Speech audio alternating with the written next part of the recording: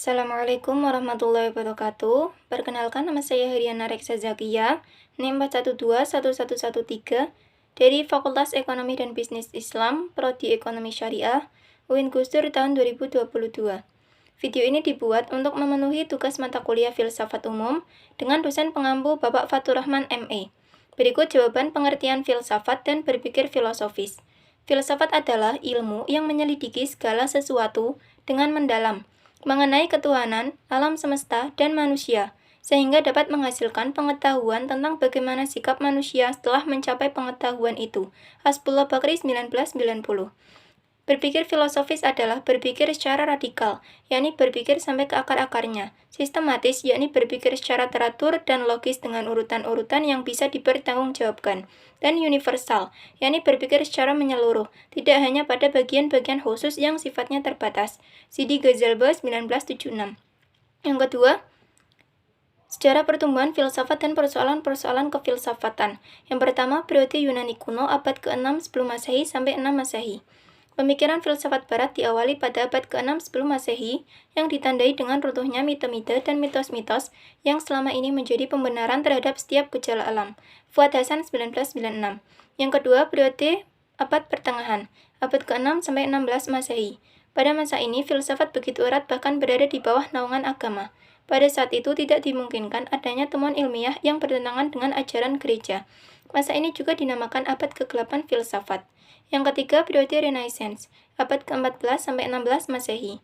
Zaman ini dikenal dengan era kelahiran kembali kebebasan manusia dalam berpikir, di mana manusia barat mulai berpikir secara baru dan secara berangsur-angsur melepaskan diri dari otoritas kekuasaan gereja yang selama ini telah mengungkung kebebasan dan mengemukakan kebenaran filsafat dan ilmu pengetahuan.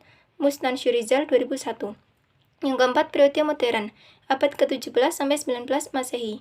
Pada zaman modern, otoritas kekuasaan terletak pada kemampuan akal manusia itu sendiri, tidak terikat oleh kekuasaan apapun, kecuali oleh kekuasaan yang ada pada dirinya sendiri. Filsafat zaman modern bercorak antroposentris, artinya manusia menjadi pusat perhatian penyelidikan filsafat. Mustansyir Rizal 2001. Persoalan-persoalan kefilsafatan. Ada 6 persoalan yang selalu menjadi perhatian para filsuf, yaitu ada pengetahuan, metode, penyimpulan, moralitas, dan keindahan. Keenam persoalan tersebut memerlukan jawaban secara radikal, dan tiap-tiap persoalan akan menjadi salah satu cabang filsafat. Persoalan tentang ada menghasilkan cabang filsafat metafisika. Persoalan tentang pengetahuan menghasilkan cabang filsafat epistemologi, yaitu filsafat pengetahuan. Persoalan tentang metode menghasilkan cabang filsafat metodologi. Persoalan tentang pengumpulan menghasilkan cabang filsafat logika atau logis. Persoalan tentang moralitas menghasilkan cabang filsafat etika. Dan persoalan tentang keindahan menghasilkan cabang filsafat estetika. Sutriyono dan Rita Hanafi 2007. Yang ketiga, jelaskan cabang-cabang dan metode filsafat. Cabang-cabang filsafat. Yang pertama, agama. Filsafat agama adalah penyelidikan filosofi terhadap tema-tema dan konsep utama dalam keagamaan. Yang kedua, ilmu. Filsafat ilmu adalah bagian dari filsafat yang menjawab beberapa pertanyaan mengenai hakikat ilmu. Yang ketiga, pendidikan. Filsafat pendidikan merupakan nama filsafat yang mempelajari hakikat pelaksanaan dari pendidikan. Yang keempat, hukum. Filsafat hukum adalah cabang filsafat yang membicarakan apa hakikat hukum itu, tujuannya, mengapa dia ada, dan mengapa harus tunduk pada hukum.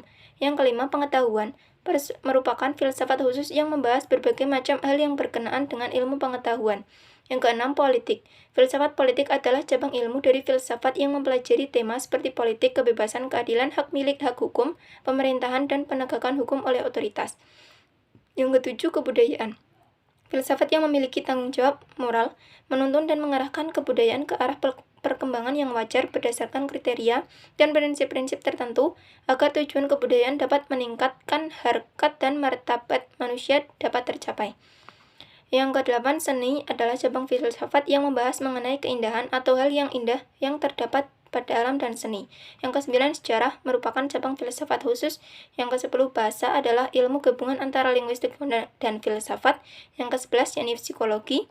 Filsafat psikologi adalah suatu kajian sistematis yang saling mempengaruhi antara filsafat dengan psikolog dalam hal mempelajari masalah kognisi. Yang ke-12, kedokteran, ilmu filsafat yang menerangkan tentang penyembuhan. Yang ke-13, manajemen, dasar pengetahuan dan kepercayaan yang menetapkan pemecahan permasalahan manajemen. Yang ke-14 Islam, yang satu kajian sistematis terhadap kehidupan alam semesta, etika, moralitas, pengetahuan, pemikiran, dan gagasan politik yang dilakukan di dalam dunia Islam. Yang ke-15 akhlak, yakni merupakan sifat dasar yang tertanam kokoh dan mewarnai tingkah laku seseorang. Yang ke-16 etika, yakni cabang filsafat yang melibatkan sistematisasi, membela, dan merekomendasikan konsep perilaku benar dan salah. Yang ke-17 ekonomi Islam, yakni suatu proses pencarian hakikat penerapan syariat dalam aktivitas ekonomi melalui perantara ilmu dan akal. www.wikipedia. Metode filsafat yang pertama, metode kritis. Plato dan Socrates adalah filosof yang menggunakan dan mengembangkan metode ini. Metode kritis bersifat analisa, istilah, dan pendapat. Kemudian, disistematisasikan dan hermeneutika yang menjelaskan keyakinan dan berbagai pertentangannya. Yang kedua, metode filsafat intuitif. Metode yang dikembangkan oleh Bergson dan Plotinus ini sering dikatakan tidak bertumbuh pada intelek dan rasionalisasi manusia, tetapi tidak bersifat anti-intelektual. Manusia terkadang harus mengambil jarak dan berjauhan dengan logika serta menyerahkan diri pada kemurnian kenyataan dan keaslian fitrah manusia. Yang ketiga, metode skolastik. Metode ini berkembang pada abad pertengahan. Thomas Aquinas merupakan salah satu penganjurnya. Pada masa klasik, Aristoteles juga dikatakan sebagai pengguna metode ini. Sesuai dengan namanya, metode skolastik menunjukkan kaitan yang erat dengan metode mengajar. Yang keempat, metode empiris eksperimental. Para penganut empiris sangat dipengaruhi oleh sistem dan metode Descartes, terutama dalam menekankan data kesadaran dan pengalaman individual yang tidak dapat diragukan lagi. Bagi mereka, pengalaman atau empiria adalah sumber pengetahuan yang lebih dipercayai ketimbang rasio. Yang kelima, metode transendental. Metode ini juga sering disebut dengan metode neoklasik. Immanuel Kant merupakan pelopor metode ini. Pemikiran Kant merupakan titik tolak periode baru bagi filsafat barat. Ia mendamaikan dua aliran yang berseberangan, yakni rasionalisme dan empirisme. Yang keenam, metode dialektis. Tokoh terkenal metode ini adalah Hegel. Hingga terkadang metode ini disebut dengan Hegelian method. Langkah awal metode ini adalah pengiyahan dengan mengambil konsep atau pengertian yang lazim diterima dan jelas. Yang ketujuh, metode fenomenologis. Metode ini melihat sesuatu dengan objektif tanpa melihat sisi subjektifnya, seperti kepentingan, perasaan, atau tekanan sosial. Metode ini dipopulerkan oleh Edmund Husserl. Yang kedelapan, metode analitika bahasa. Wittgenstein adalah tokoh dominan dalam metode ini. Metode ini meneliti dan membedakan permainan-permainan bahasa itu untuk mendapatkan keyakinan yang lebih baik, juga menetapkan peraturan masing-masing bahasa, agar tidak terjadi kekeliruan logis dan kesalahpahaman yang disebabkan oleh kerancuan makna kata. Lubis Nur Afadilah 2015. Yang keempat, hubungan filsafat dengan disiplin ilmu ekonomi syariah. Filsafat ilmu berperan besar terhadap pengembangan ilmu ekonomi menuju peningkatan ilmu pengetahuan dan peralatan analisis ekonomi, serta meningkatkan kualitas ilmuwan atau sarjana ekonomi yang mampu berpikir, bersikap, dan bertindak sebagai ilmuwan yang bijaksana. Nasrullah 2007 dengan tetap menerapkan ajaran Al-Quran dan hadis atau syariat Islam dalam kegiatannya. Yang nomor 5, tokoh-tokoh filosof dan pemikirannya. Tokoh-tokoh filsafat barat yang pertama Thales, 626-584 sebelum Masehi. Thales menyatakan bahwa air adalah prinsip dasar. Dalam bahasa Yunani, arche, segala sesuatu. Yang kedua, Anaximandros 610-546 sebelum Masehi. Ia menyatakan bahwa toapeiron atau tanpa batas sebagai prinsip dasar segala sesuatu. Yang ketiga, Anaximenes 545-508 sebelum Masehi. Ia berkeyakinan bahwa yang menjadi asal mula dunia adalah udara. Yang keempat, Pythagoras 570 sebelum Masehi sampai 495 sebelum Masehi. Ajaran yang paling jelas dikemukakan oleh Pythagoras adalah metempsikosis, yaitu keyakinan bahwa setiap jiwa itu abadi, dan setelah kematian jiwa tersebut akan masuk ke tubuh yang baru. Yang kelima, Socrates 470 sebelum Masehi sampai 399 sebelum Masehi. Ia merupakan salah satu pemikir antroposentrisme yang hidup pada masa Yunani klasik.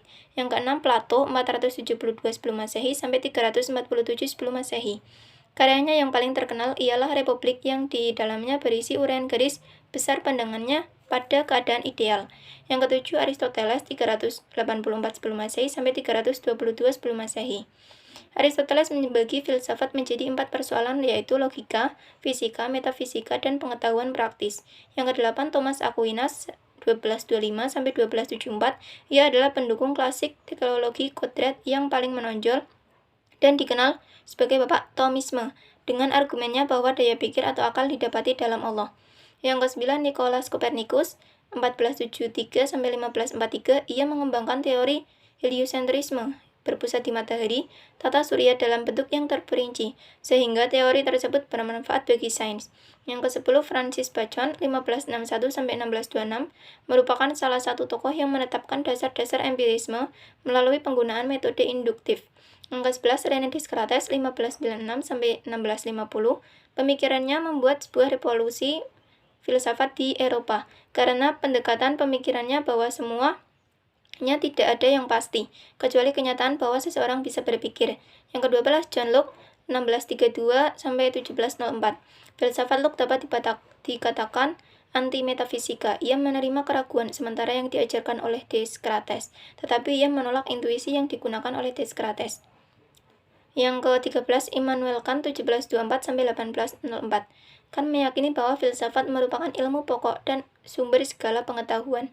Yang ke-14, Karl Marx, 1818 sampai 1883.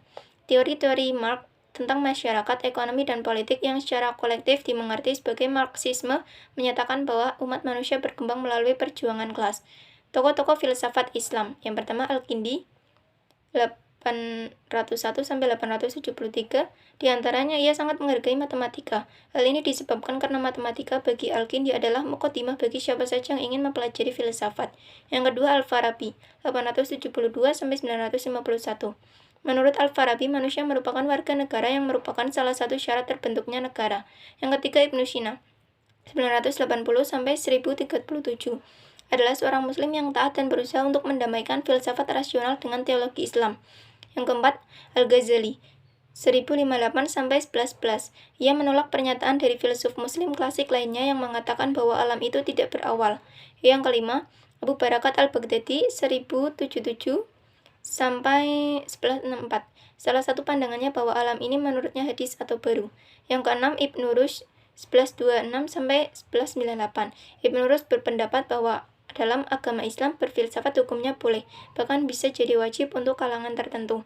Sekian pembacaan jawaban filsafat dari saya, kurang lebihnya saya mohon maaf. Wassalamualaikum warahmatullahi wabarakatuh.